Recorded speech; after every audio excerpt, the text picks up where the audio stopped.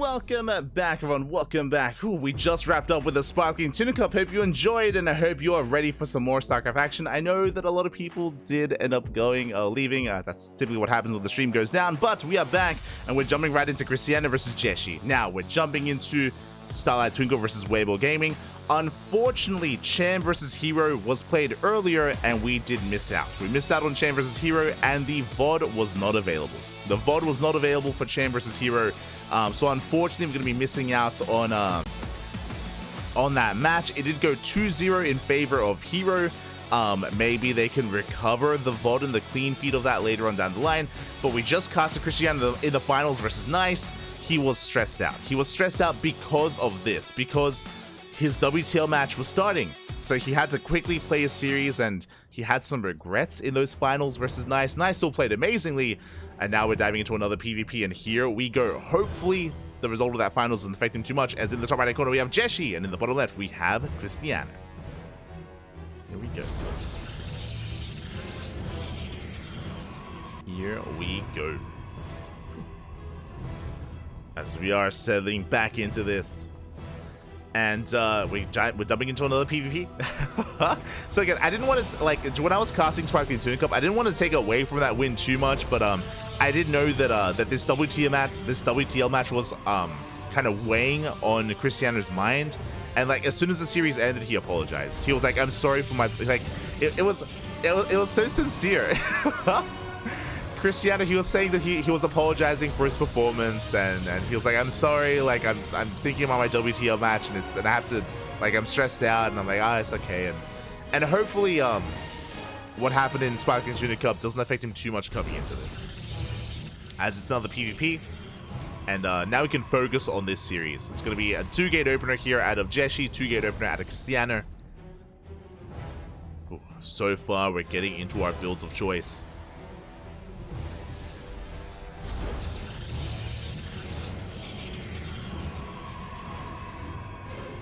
So far, we are getting into our builds, we're getting into our openers, everything looking as it should for the time being.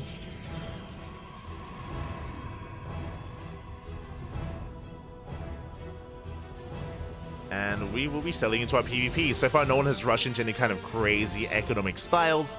We're calming down, which I appreciate after a really intense finals versus Nice, where we had like hyper aggression all around. We're calming things down a little bit here, settling into this PvP. Soon to take our expansions, sentry-based openers as well.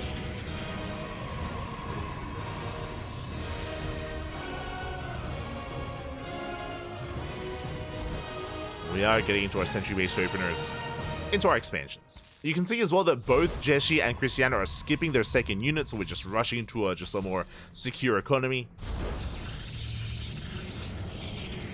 Rushing into our natural. So both players being greedy. Oh, the music, Fabi. Oh, the music. Let's go.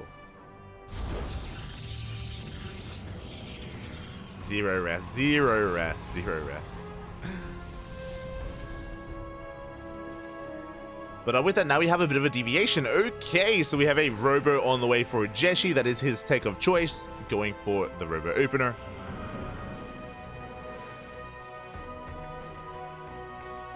This nation being sent out.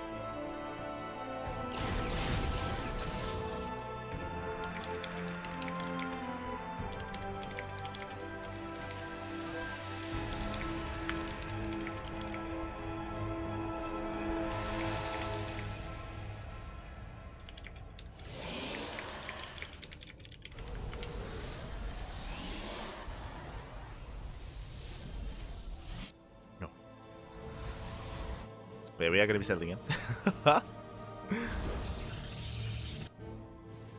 As we do have our Twilight Council opener behind this. So we have Blink versus would-be Immortal production. That's going to be a Prism here first from Jieshi, moving out across the map. Going to be that War Prism first. Hallucination will confirm, so Krystianer dips in, does get eyes on the tech of choice, does get eyes on the Prism. We'll chase it down and should be in position for it as well. Again, Krystianer is warmed up. Jieshi going to be forced back. Likewise, Adept's going to be threatening a Shade. Jieshi working towards Glaives. Okay, very aggressive 2-base play out of Jieshi. Building up Immortals and Glaive Adepts at the same time. 2 Adepts, they do bust into the main. No reaction out of Jieshi. No reaction. Probes are going down. Very nice pickoffs here. We get 3, we get 4, we get 5. Oh my, this is getting out of hand. 6, 7 probes. Krystianer. 8 workers going down to the main at the same time. Jieshi does slip into the main base of his opponent, but Krystianer is in position. He's going to be able to respond. Solid Force Field does delay some of these workers. We are getting some probe damage done, but nowhere near enough. Nowhere near as much. I mean, I say, well, maybe I spoke too soon. 5, 6 probes falling. 7 probes falling. 7 probes. Oh my god. Este Krystianer. Oh, este Jieshi even. So 7 probes versus 9, so pretty similar trade. Pretty similar trade between both of these players, between Krystianer and Jieshi. But we do see the follow from Jieshi. 3 more gates on the way while Krystianer's expanding. So Krystianer is building up towards an economy. Meanwhile, Jieshi is going for a 2-base all-in. Krystianer is in trouble. Is in a bit of trouble. Does force back the army. Does threaten a dive. Speaking of, Jieshi shades across the map. Does shade across. Adepts are being caught out. Fun fact, Krystianer still has the economic lead. Like Krystianer, he's still ahead economically, but he should be because he's expanding. And here comes the all-in. It's all or nothing for Jieshi. Breaking the 3rd is not enough. We're looking for more than that. We need more than just the Nexus. And the armies will miss each other. New flinches first. Who does flinch? I mean, there's no reason to turn around for Jieshi. We have to commit. We have to just double down and commit. Force fields will slow down the push, but we can juggle over the wall. Up. We can try. The Adepts will shade past. Stalks are behind the prism. The prism goes down. Massive pickoff. Massive pickoff there from Krystianer. The Adepts are on their own. They don't have the Immortals to support, and Adepts are going down. They will shade away. They shade out of the main, out of the natural. Krystianer, he's looking to hold. He's looking to shut this down. The Adepts are falling one after the other, and Jieshi's running out of steam. He's running out of steam. He's still down in workers. He's down a base. Jieshi was all in, but he lost the War Prism. Remember, the War Prism was one of the first things that went down, and without the War Prism, he cannot reinforce. Without the War Prism, he's struggling, but is struggling. We do dive on top of the army, focus on one Immortal, we focus on another. And Krystianer, he's shutting this down. The Immortals, they had quite a bit of DPS here. They fall one after the other. Big pickoffs. No, not again! The prism goes down. Ay, ay, ay. The War Prism does fall. And with that, Jieshi, does shade into the natural base. That's still a lot of Adepts. That is a lot of Adepts. Probes are falling left and right. Jieshi takes an economic lead. But what about the main army? Here come the Mass Blink Stalker in a head-to-head fight. So Krystianer will clean this up. He will shut this down. Every Adept will fall. And remember, Krystianer still has 3 Nexus. Like, killing probes is not enough. It's not obvious. We're just warping in mass Adepts and we're shading everything across the map over and over again. Just rallying across the map. I mean, if Krystianer is caught out of position, this can get out of hand. This can get out of hand. As it looks like we do have some latency issues here. Oh.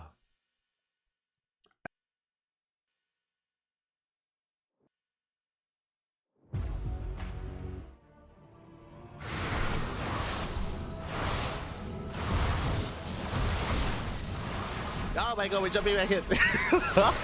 And we are back. The Adepts, they did shade into the middle line. They forced a recall back home. I was worried about the Stalkers. I was worried about the Stalkers being out on the map. We did recall back home in time, but 10 probes did go down. A good amount of damage dealt so far by Jieshi.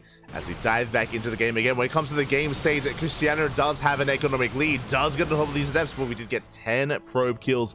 And with that, Jieshi still is behind in the probe count. Again, that is just how far ahead Krystianer is. That's just how much of a lead Krystianer does have, as once again, another wave of getting deja vu. Time and time again, wave after wave of Adepts here on the left-hand side. Now, bearing in mind, one important thing. Krystianer's recall is on cooldown. Recall is on cooldown, so if Krystianer moves out again, and if the Adepts move in again, and if Krystianer has to come back home, that he will not have a recall available. He does confirm the positioning of the army, and Jieshi is expanding. Okay, Jieshi has a third base on the way, still has a massive amount of glaive Adepts. Has those 2 Immortals in the back line. Observer is sniped. Adepts will threaten the shade. That is three Immortals. Oh my god, that is a massive army. 3 Immortals and all those Adepts. We could try to break through. There is a shield battery on the high ground, thankfully, for Krystianer. Does have the shield battery. Armor supplies are comparable with each other. Oh, the Prism comes in. With the help of this Prism, we can reinforce. We can juggle the Immortals as well. There's a little micro potential here for Jieshi. The army is going to be forced back.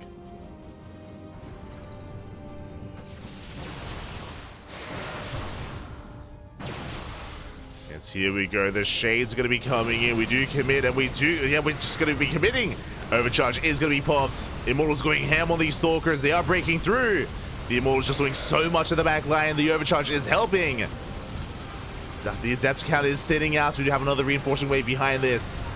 But it looks like Krystianer, it looks like he barely has enough. He's getting on top of the Immortals. He's getting one. One Immortal goes down. So will the other. We just pounce on the army. We go for the full surround. And Jieshi's being cleaned up. The Immortals at least being cleaned up. We can get on top of that Prism as well.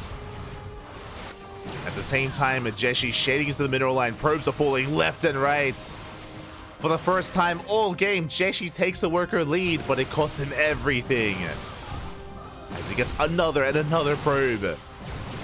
12, 13 probes going down. And Jieshi has a third, but this should trigger a counterattack. Again, Jieshi lost 3 Immortals and the War Prism as well. He lost so much. Send it, papi. Send it.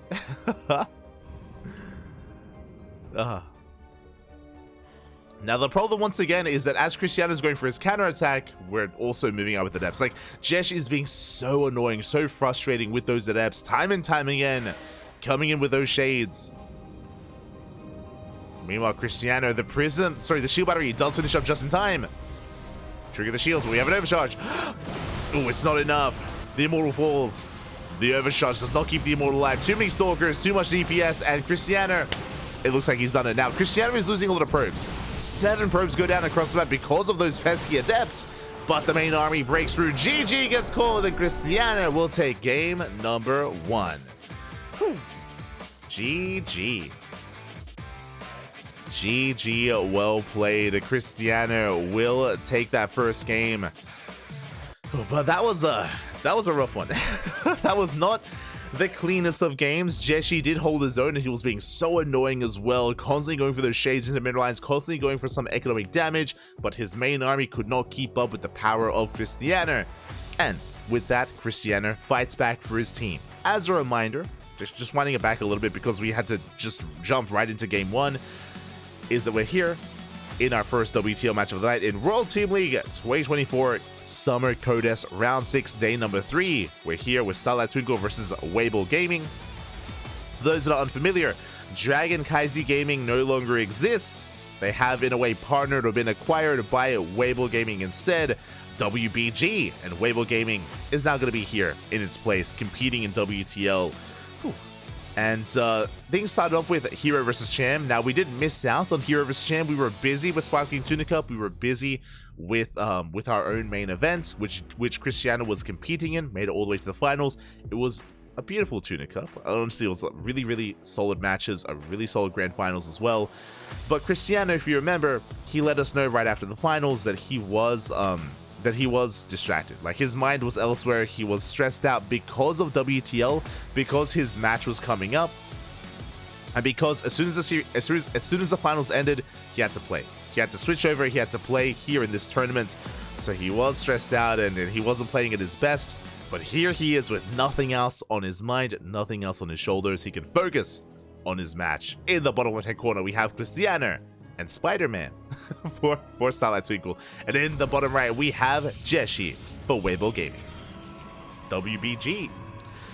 Now, the plan was to stream with a delay, like just stream and play catch-up and focus and cast Cham versus Hero first. I mentioned this before, but Hero versus Cham is not available.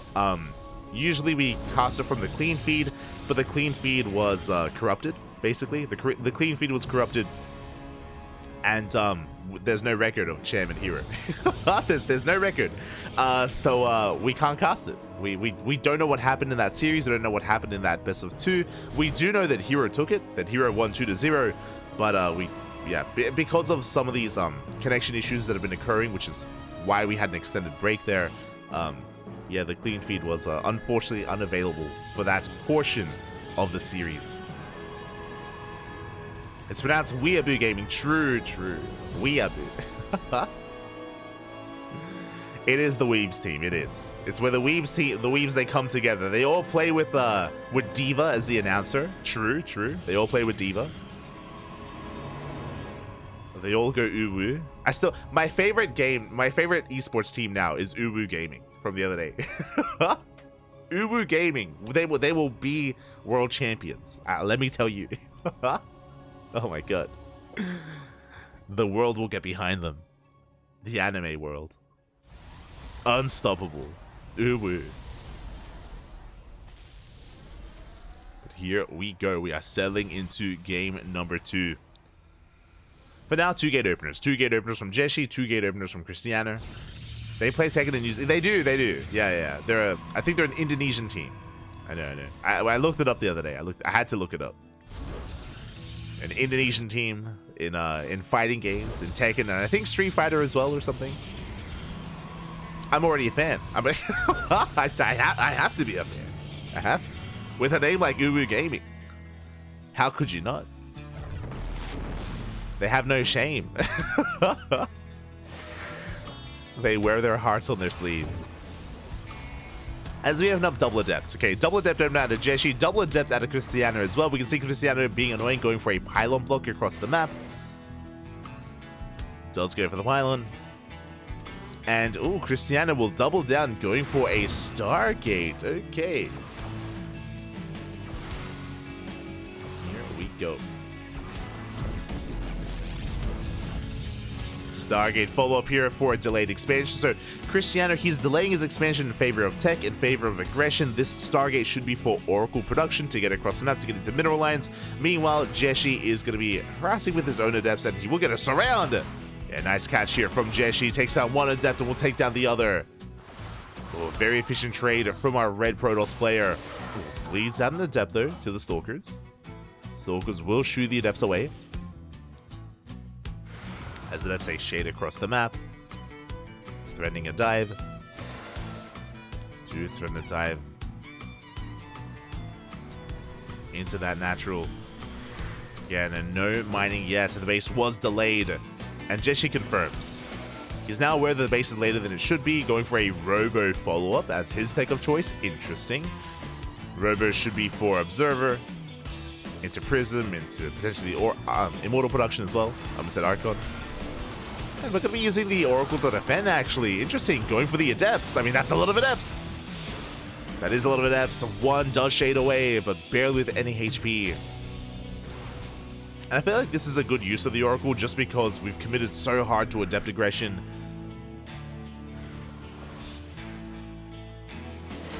And speaking of, we do move out.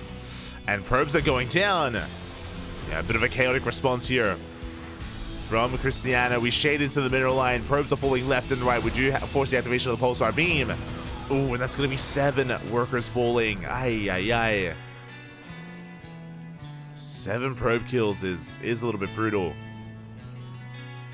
With that, Jieshi takes the lead. Remember, he already had the faster expansion. Now, the plus side for Krystianer is the Stalker count. Remember, because Jieshi was focusing his warp-ins on adepts, on aggression, this means that his main army is that much weaker.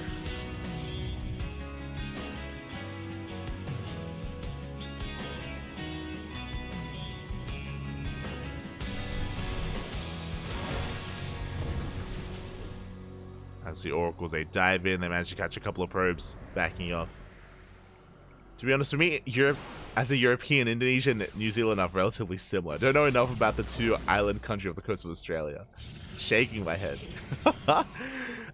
Yeah, the Indonesia and New Zealand, they're identical. It's kind of like it's like Germany and Italy, right? It's like the same country, you know? It's like what? It's like what's the difference between Germany and Italy? Same thing. Cap. Shaking my head. Germans, I think they're known for their pizza, right? As we are going to be settling in back at home.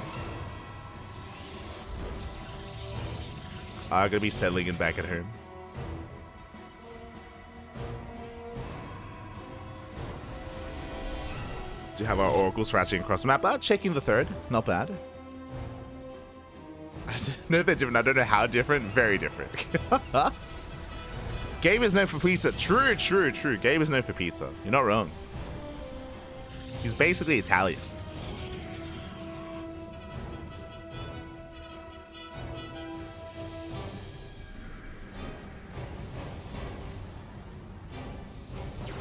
As we do have our Oracle, not quite getting too much economic damage. Remember, we had to use the Oracles defensively. We do get a full scout of the main. Oh my god. As the Oracle does fall, we at least confirm the blink that's on the way, the Immortal production as well. I mean, Jieshi is looking quite solid here, claiming his third base. Krystianer, again, his big advantage is still that mass Stalker count. Can make use of it, don't get me wrong. Can make use of those Stalkers, can pick away at the army of Jieshi. But Jieshi is moving out across the map. Krystianer setting up defensively. Setting up with those shield batteries, setting up with his third base.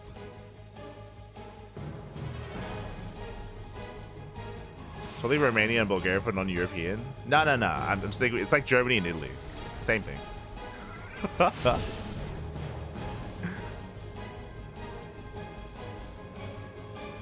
As we do see Jieshi going to be committing here. I mean, he has quite an amount of Immortals in the back line. Prism as well to reinforce. So this is going to hit like a truck.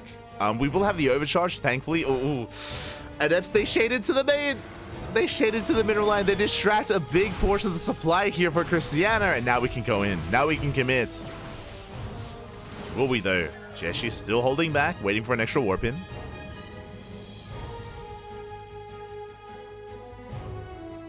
Isn't Gabe actually Italian? Oh, maybe. I don't...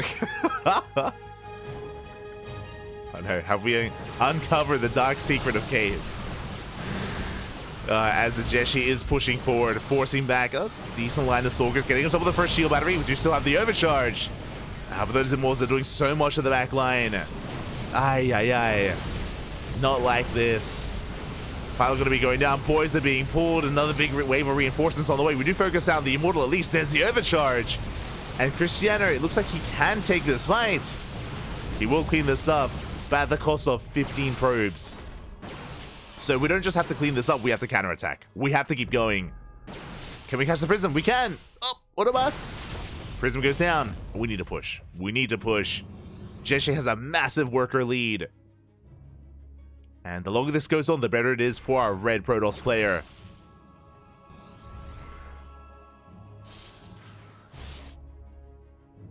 Dual citizenship. Oh, there you go. Is basically Italian. I'm sure Showtime is as well, right? Shaking my head. Yeah. As a Krystianer, I mean, again, we're just able to reinforce with Immortals. We have shield batteries. Like, how can we break this? How can we push in towards the third? We cannot.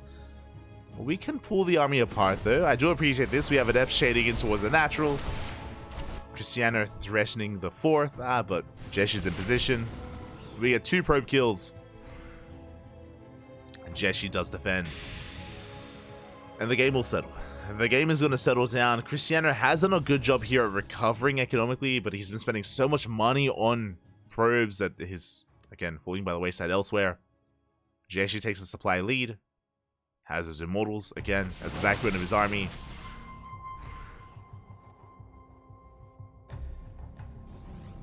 Don't like this.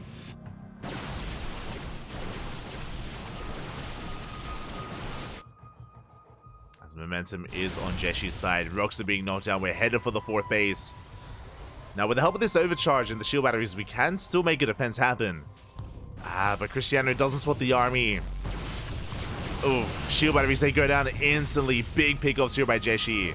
Supply blocking Krystianer. The supply block. Okay, he does break out of it. Backup shield batteries on the way. We focus on another. Yeah, the concave is real in favor of Jieshi. Difficult to push into. Zealots are streaming in though. Yeah, helping buffer. Krystianer forcing back the red Protoss. Yeah, these Zealots doing so much. We abandoned the Immortal! The Immortal goes down! The War Prism just left it to die. And Krystianer holds. A very impressive defense. Again, that Warping of Zealots was the saving grace for Krystianer. Zealots, they do such a great job at just tanking Stalker shots. And thankfully for Krystianer, there were no Immortals. There were no Colossus. There weren't any Colossus, but there weren't any Archons, is what I was meant to say. There weren't any Archons for the red Protoss. So no splash damage to deal with those Zealots. Meanwhile, Jieshi taking another base. Moving out with his Stalkers. Krystianer weathering the storm. Basically, Krystianer is trying to absorb some of these blows, some of these pushes of Jieshi. Take a better fight, then hopefully counterattack. We'll see if he can pull this off though. We can see Jieshi splitting up his forces, going for a prism towards the natural, main army towards the 4th.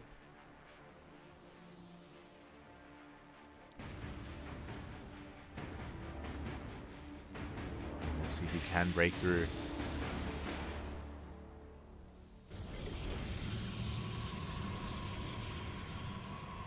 We shall see.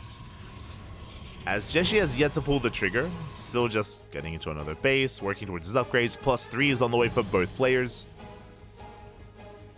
Do have that +3 attack.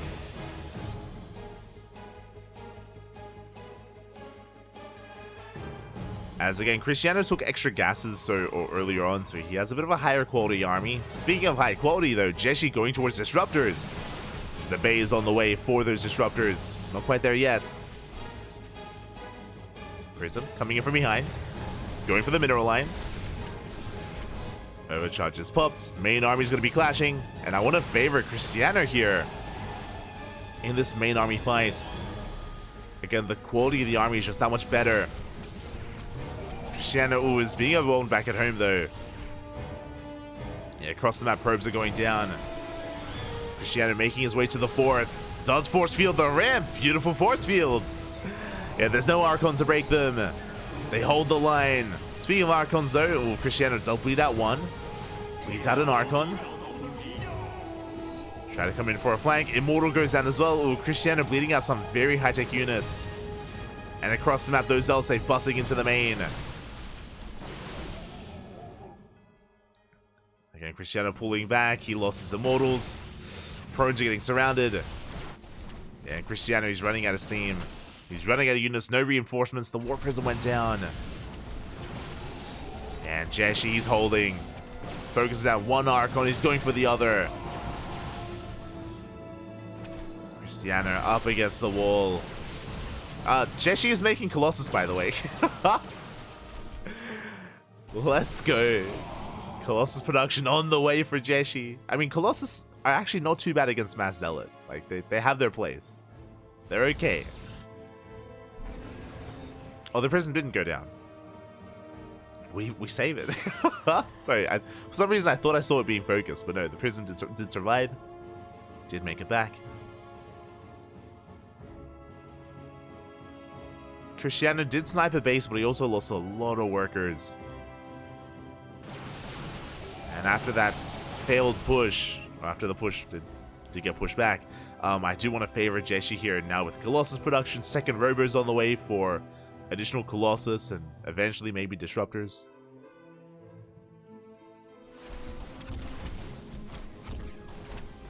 Meanwhile, Zelt's on the right-hand side. They do hit the base.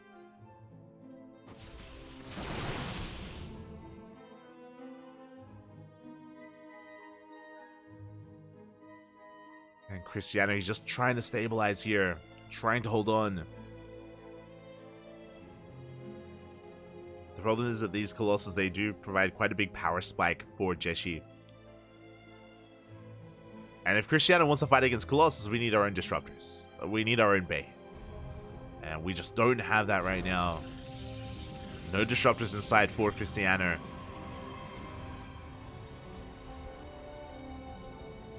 Zealot Rabbi coming in once again.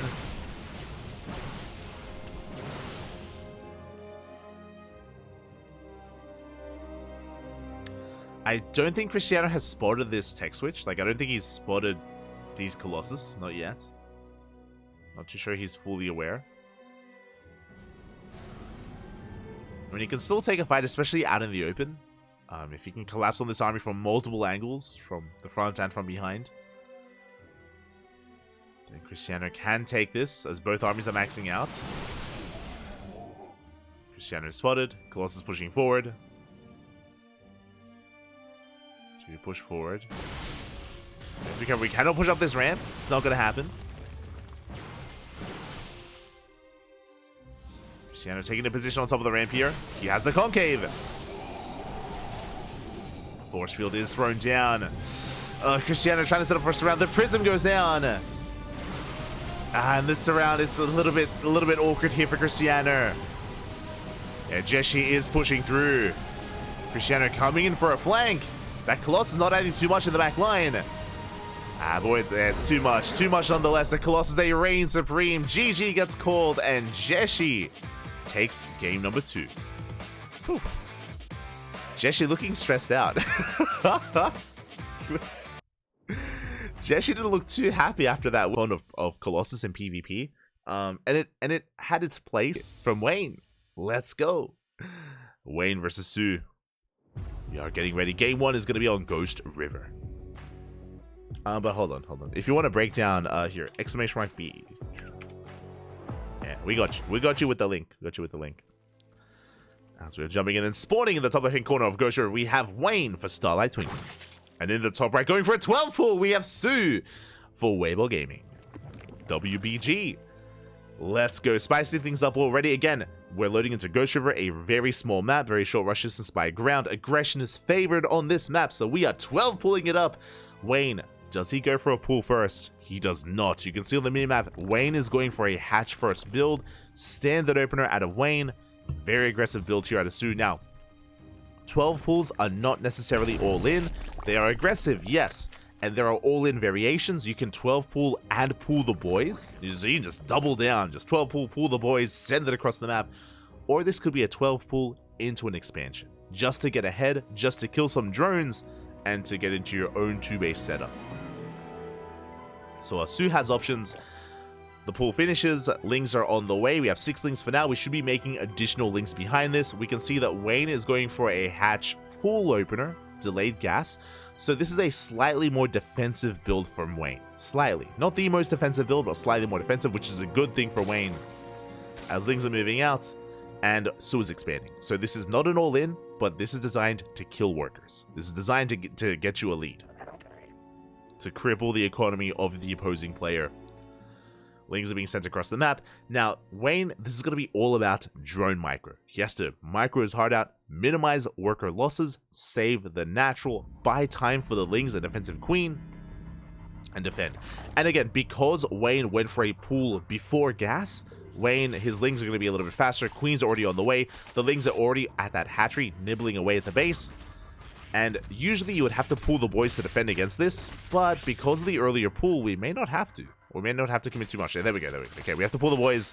Hatchery is halfway down. We have to be very careful. So far, no drones falling yet. Oh, no! Bit of miscontrol, and 1 drone goes down. A lot lost mine time as well. The hatchery is under fire, and Wayne cannot afford to lose it. Oh, do we get another drone? Not quite. So far, only 1 worker lost. Ooh, Lings gets surrounded. The surrender! It looks like Wayne, he's losing everything. The Lings go down. We're going for the queen. We go for the queen, but the second queen has arrived, and it looks like we should be able to hold on. Once again, the boys are being pulled. Another drone falls. I think that's a third drone now. Almost a fourth. Whew. And Wayne defends. And as you can see here, after this defense, I think that was 3 drone kills, maybe 4. I think it was at least 3 worker kills. Su is now basically 1 drone behind. He's 1 drone behind his opponent, despite the fact that he went for a 12 pull opener because of how many worker kills he got. He is, I say 1 worker behind, he's actually ahead. Su now takes a worker lead. On top of that, Su should be skipping Ling speed and throwing down a roach warren. So Su, he did enough damage. As you can see here, he's done enough damage.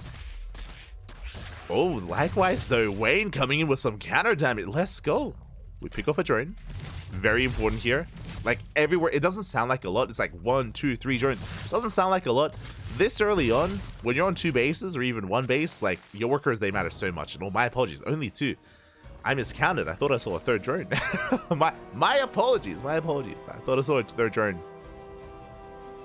But regardless, nice counter aggression out of Wayne. And from here, it isn't just Su that should be skipping Ling speed. Both players should be skipping Ling speed. The reason for this is because Su, because he was playing gasless, because his gases are so late, Su should be walling up and getting into 2-base roach. Wayne, because of his setup, we are free to take a 3rd. To take a 3rd base and to take an economic lead. So Wayne can take an economic lead, but he has to be careful because Su has the potential to go for a 2-base all-in. 2-base roach doesn't signify all in. It just means we're playing 2 base and then we can take a later 3rd base as we skip banelings. Basically, we're skipping Ling speed, we're skipping banelings. You can see there, Lairs on the way, Roach Warren's on the way. Wayne is investing into Ling speed, so that's gas being spent not on roaches, that's gas being spent on an upgrade that may not come into play, so bear that in mind. That can impact just like, you know, how many roaches Wayne has compared to Su. And Wayne is getting into +1 carapace. This looks like the beginning of an all-in. Like, +1 carapace is a really good upgrade if we're going for a Ling Roach all-in, just because your Lings are able to tank some extra shots, your Roaches as well, and we commit quite hard. We can see Su going for +1 range. Yeah, you can see Wayne is making Lings. Yeah, Wayne, he's cutting workers. Okay. These Lings have no purpose unless we're going for an all-in. So now we understand why Ling speed is being researched. Like in a normal standard game, we would typically skip Ling speed, but Wayne is getting it to go for the all-in. You can see here, 18 Lings on the way. Now we need to hide these Lings. We need to preserve them. If Su scouts these Lings, that will be a sign of the all-in, and then Su can throw down spine crawlers. Then Su can prepare. Speaking of, the Lings are revealed. Okay, we do reveal the Lings. We're going for the 3rd. Going for the 3rd base, Su is able to keep up with it. Roaches are amassing for Wayne. +1 carapace, almost done. And Su, for the time being, is just focusing on roach production and queens. He is not investing into static defense. He may not need it. We'll see. Again, he doesn't really know how committed this is. Here come the Ravagers. The way this dynamic works, ideally, Lings get us around, and Lings, they lock down the roaches, and then the Ravagers bile down the roaches that are locked down. So it's like you're using the Lings as like a force field sort of thing. Nice biles. But Ravagers are revealed. That's a big tell. And again, Wayne cut workers a long time ago. He cut workers at 41. Su has a worker lead because he's been macroing a little bit more. But thankfully, Su is not over-droning. You can see here, Su, he only made 3 extra drones. Su taking this very seriously. He's aware. Yeah, he's fully aware of what's going on. Su is prepared. He has a mass amount of roaches. Queens with transfused energy as well. We do catch an overload. We supply block Su. But doesn't matter. Doesn't matter in the end. Again, Wayne, if he can land these biles, if he can lock down the army, it's going to be massive. Catches the overload. Supply blocking Su once again. Oh, not the best position here for Wayne. Yeah, this choke point is brutal. Wayne pulling back, going for a Ling counterattack. Ling's into the natural. Roach Queen here on the front lines. Wild's going to try to connect. We do avoid them. Yeah, nice split there out of Su. Very nice split. He avoids the biles. Lings are being shut down, and Su, he's defending. Su does defend. He bleeds out a couple of workers, but he will hold his own. +1 range kicking in. That's a better upgrade for Roach v Roach. +1 range is just superior here in this dynamic. And Su is moving out. And now Wayne is on the back foot. Wayne, he's in trouble. Again, he was all in, and the all in did fail. Lings, they come in for the surround, but it may not matter anymore. Yeah, we avoid the vials. Surround was not quite good enough. There's not enough here to defend, and Su is snowballing out of control. We break through the defensive line at the third base. We're getting on top of the main army. The Lings have evaporated, and there's barely any Roach Ravager left. Risky move here out of Wayne. GG gets called, and Su will take game number 1. GG. Su takes game 1, and Su will take the series for his team for Weibo Gaming. GG, well played. Again, it was a very tense game there. We're starting off with the 12 pull into 2-base Roach. Wayne attempting to... Here we go. And we are settling in and spawning in. Oh, hang on. We have Wayne for Starlight Twinkle. And in the top left, we have Su for Weibo Gaming. So Wayne in the bottom right. Here we go. For the waifu. Shout out to all my small poppies out there. Small and big poppies. Small and big. Yes. All of them. ¿Qué tal? ¿Cómo estás? Hello. Marble Light in the chat. You're doing well. Este Soundo. Senjo. Papa Panda in the chat as well. Oh my god. Papa Panda. Welcome. Welcome. Hope you're doing well. ¿Qué tal? ¿Cómo estás? Once. Oh my god. Okay. So I freaked out for a moment there. It's going to be a pull first. It's going to be a pull first opener here out of Wayne. Very safe opener from our blue Zerg player. Meanwhile, Su is opening up with a hatch first. I almost said hatch gas pull, but I don't want to make that assumption here because it's been a pretty chaotic ZVZ so far. We'll keep an eye on our players. So yeah, Wayne just going safety pull first. Pull into hatchery into gas. Meanwhile, Su is going hatch gas pull. Standard opener out of Su, safe opener out of Wayne. Which means we have to give the edge to Su. Not the biggest of leads, but Su will have a slight economic lead here. Wayne, with this earlier spawning pool, yep, he's making 6 Lings. Oh, that's a pretty big commitment. I was expecting like 4 Lings, but we're going up to 6. And the purpose of these Lings is to get across the map and make up for our otherwise inefficient opener. The goal here is to catch 1 or 2 drones. Not a lot, but like if we can get a couple of workers, then that will be enough to make up for our otherwise later hatchery. So Wayne is going to be initially the aggressor. Behind this, Wayne is droning. Remember, this is not an all-in. This is some light pressure out of Wayne. And he does avoid the first Overlord, but the second will spot this. Now Su is aware. He can respond. He should evacuate the natural. These 2 drones are... There we go. I was going to say these 2 drones are exposed. We evacuate the natural base. The drones are saved. And the Lings will break in. They force a cancel on a building. Not bad. On the spine. 2 Lings. They slip into the main base. Going for the drone. Oh! Oh my god. So far they don't get it. He's coming back in. He's coming up. He comes back in. Doesn't quite get it yet either. But the Lings are still active. And again, we want that drone. He wants it, Papi. He wants it. Oh my god. And he will not get it. Whew. Su does defend. Very clutch hold there out of Su. Will preserve his Lings. Sorry, he will preserve his drones. And we'll get back to mining. Oh my god. Huh. We'll get back to mining, Papi. Here we go. What is a Papi? Hold on. Oh, I got you. Papi. Papi, it's like I think Kur's explaining it. It's like mate, yeah. So Papi, it's like mate in Australian. It's like, I don't know, bro in like American. It's like hyung. It's like hyung in Korean, or what's another word? There's another word like it that I was thinking of. It's like la in Indonesian. You know how you say I don't know if they're in the Indonesians or like Southeast Asians. But you know how you say, like, you would say someone's name and you say la afterwards, right? Like it's like a friendly term that you use to refer to someone.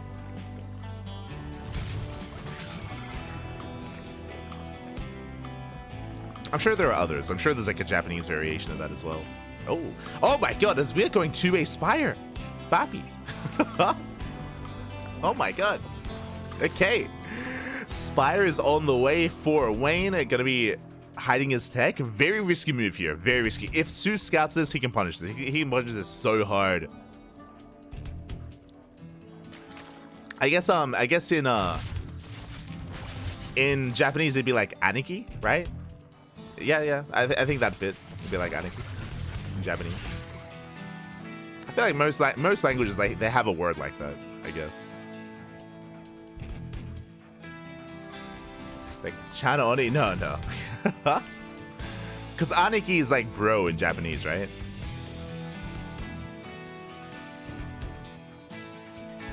Well, I think aniki is like big bro. Yeah. Well, aniki is like hyang in Korean. As things, they do get across the map. Oh, threatening the third. Aniki's older sister? No. Brother. Older brother.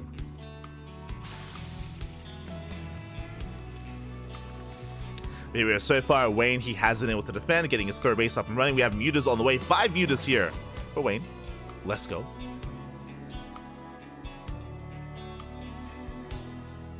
Five mutas are on the way being sent out across the map. Meanwhile, Su, he's amassing roaches. Su, oh boy, he is amassing roaches here. And the question becomes, when Wayne moves out with his mutas, that may just trigger a counterattack. That may just trigger a push from Su to just send that across the map. And I'm not too sure if Wayne will have enough to survive this. I mean, the Spire was successfully hidden. We have hidden the Spire. Mutas are moving out. And we need to get damage done. You can see the map. As soon as the mutas are revealed, roaches are pushing. Roaches, they're rushing across the map. Su is sending it, Papi. Let's go. Oh, and Su, he pulls back. Okay. We're in this. Su, he doesn't commit with the push. He does pull back. I mean, there's no roach speed. Roach speed is still not quite done. Su doesn't have faith in his aggression. He pulls back home, which means Wayne has map control. So far, the Muta Rush has been successful. We gain map control. We shut down Overlords. We deny vision. We catch the Queens. Wayne catching the Queens at the center of the map as well. Very nicely done. And now Wayne can drone, and now Wayne can focus on his ground army, on his roaches.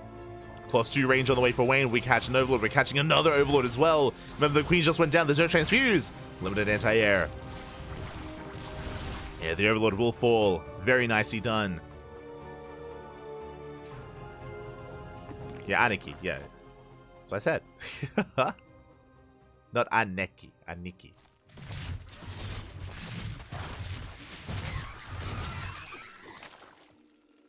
As we will hold back at home. So far, we do hold back at home. Muta's still just rotating around. Header for the natural. Oh, not quite committing. Going for another Overlord. A little bit ambitious. Yeah, we have plenty of Queens to defend. The mutas are being forced back. So far, good defense out of Su. Able to force them back for the time being. But again, he's still contained. And now we're settling into our Roach Ravager. Su, forced to go into Hydra production.